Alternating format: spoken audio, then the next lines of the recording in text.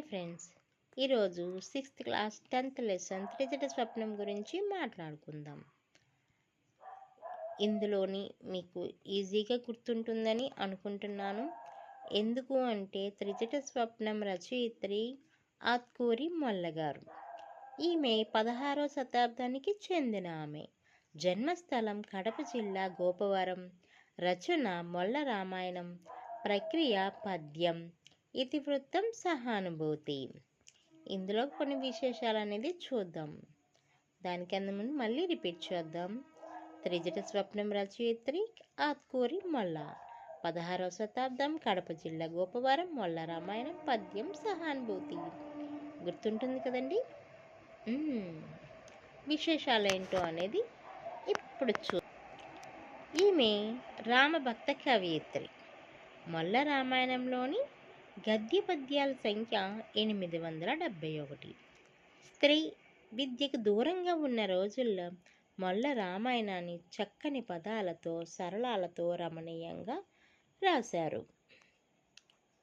తెలుగు సాహితీవనంలోని పద్యాలనే మల్లెల పరిమళాలను వెదజల్లి చిరకీర్తిని మూటగట్టుకున్న కవయిత్రి ఎవరమ్మా అంటే మొల్లగారు. ప్రస్తుత పాఠ్యాంశం మొల్ల రాసిన రామాయణంలోని సుందరకాండ నుంచి తీసుకొనబడ్డ. ఉద్దేశం ఏంటో చూద్దామండి. అశోకవనంలో కష్టాలలో ఉన్న సీతకు త్రిజట చెప్పే ఓదార్పు మాటలే త్రిజట స్వప్నం పాఠ్యభాగ నేపథ్యం. రావణుడు సీతను అపహరించి అశోకవనంలో ఎక్కడ ఉంచాడమ్మా అంటే సింసుపా వృక్షం కింద ఉంచాడు. మరిన్ని విశేషాలు చూద్దామండి. అనుజు ధనుజ కాంతలంతంత నెడబాసి నిదురబోయిరంత నదిరి సీత అన్న పద్యపాదం గల పాఠ్యాంశం ఏంటంటే త్రిజట స్వప్నం. మున్నాండు లెస్సరాగవండున్న డిది కపులం గూడి యురిగతి రానయ్యున్నాడు అన్న మాటలు ఎవరితో అన్నారు అంటే హనుమంతుడు సీతతో అన్నారు.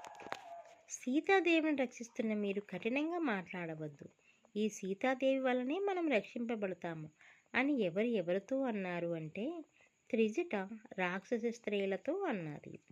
కలగంటిన్ వినుడింతులారా మన లంకా ద్వీపమీయప్తి లోపల అని పద్యపాదం గల పాఠ్యాంశం ఏంటమ్మా అంటే త్రిజట స్వప్నం. ధనుజకాంత అనగా అర్థం రాక్షస స్త్రీలు. తనను రక్షించేవారు లేరని బాధపడుతున్న సీతాదేవితో మానవ భాషలో మాట్లాడి ఓదార్చింది ఎవరయ్యా అంటే ఆంజనేయుడు.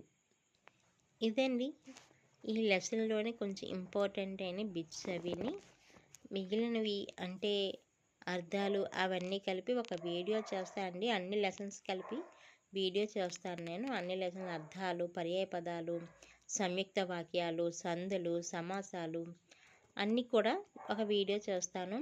మీకు ఈ వీడియో నచ్చినట్టయితే లైక్ చేయండి, సబ్స్క్రైబ్ చేయండి, షేర్ చేయండి. ప్లీజ్ కొంచెం ఎంకరేజ్ చేయండి అండ్ సపోర్ట్ చేయండి. Thank you.